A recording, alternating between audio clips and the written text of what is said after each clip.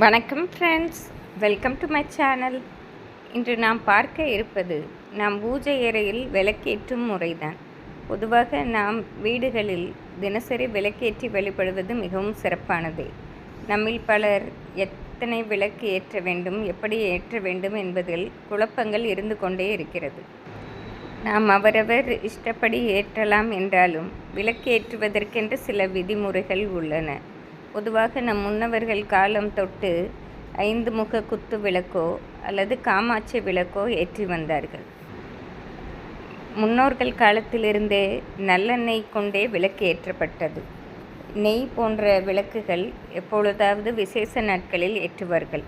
பெரும்பாலும் நம் முன்னவர்கள் நல்லெண்ணெயால் தான் விளக்கில் தீபம் ஏற்றி வழிபட்டு வந்தார்கள். வீட்டிற்கு ஒரு விளக்கு தான் வைத்து ஏற்றுவார்கள். இன்றைய காலகட்டங்களில்தான் பல விளக்குகள் கொண்டு வரப்பட்டது. அவரவர் ஆசைக்கும் அலங்காரத்திற்கும் ஏற்றுகிறார்கள். நாம் ஒரு குத்து விளக்கோ அல்லது ஒரு காமாட்சி விளக்கோ ஏற்றினாலே தெய்வீக ஆற்றல் அங்கு வந்துவிடும். அதேபோல் நம் முன்னவர்கள் காலத்தில் பார்த்திருப்போம், ஒரு பெருமாள் படம், லக்ஷ்மி படம், விநாயகர், முருகன் என்று ஒரு 5 படங்கள் தான் வைத்திருப்பார்கள். அளவுக்கு அதிகமாக வைத்திருக்க மாட்டார்கள்.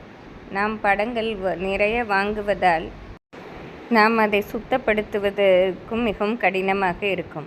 நாம் ஒரு 4-5 படங்கள் வைத்திருந்தாலும் அதை சுத்தமாக வைத்து ஒரு காமாட்சி விளக்கோ அல்லது ஒரு குத்து விளக்கோ, குத்து விளக்காக இருந்தால் நம்ம 5 முகத்தையும் ஏற்றுவது சிரமம்தான்.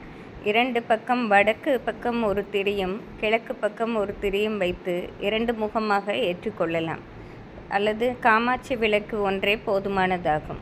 நாம் விளக்கேற்றும் போது எண்ணெய் நிரம்ப இருக்குமாறு பார்த்து கொள்ள வேண்டும். சிறிய விளக்கு என்றாலும் நாம் அவரவர் விளக்கேற்றும் நேரத்திற்கேற்ப விளக்கு வாங்கி கொள்ள வேண்டும்.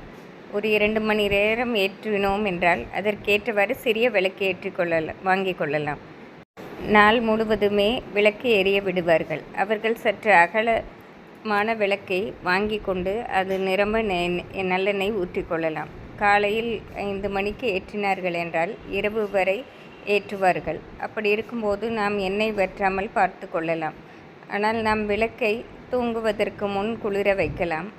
அல்லது சிலர் இரவும் பகலும் ஏற்ற விடுவார்கள். அது இன்றைய காலகட்டத்தில் சற்று கடினமான விஷயமே. நாம் காலையில் ஏற்றினால் திரும்பவும் மாலையிலும் ஏற்றிக்கொள்ளலாம். இப்படி 2 முறை நாம் விளக்கேற்றி வழிபட்டோம் என்றாலே மகாலட்சுமி கடாட்சம் கிடைக்கப்பெறும். வேலைக்கு போகுபவர்கள் காலையில் குளித்து முடித்தவுடன் 6 மணிக்குள் ஏற்றி மனதார வணங்கிவிட்டு, மாலையில் அவர்கள் ஏற்ற முடியாவிட்டாலும் காலையில் ஒரு நேரமாவது ஏற்றி வணங்கலாம். குறைந்தது 1 மணி நேரமாவது விளக்கு நம் வீட்டில் எரிவது மிகுந்த ஏற்றத்தை தரும்.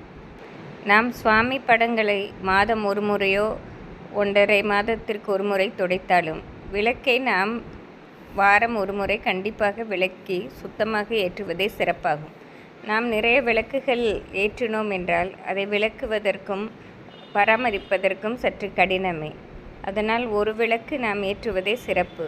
அகல் விளக்கு விரும்புபவர்கள் கூடவே காமாட்சி விளக்கு ஏற்றும்போது மண் அகல் விளக்கு ஏற்றிக்கொள்ளலாம். அல்லது காமாட்சி விளக்கு ஒன்று ஏற்றினாலே சுபிட்சம் நமக்கு கண்டிப்பாக கிடைக்கப்பெறும்.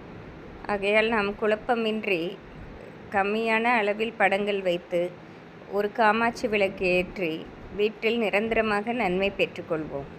நன்றி, வணக்கம்.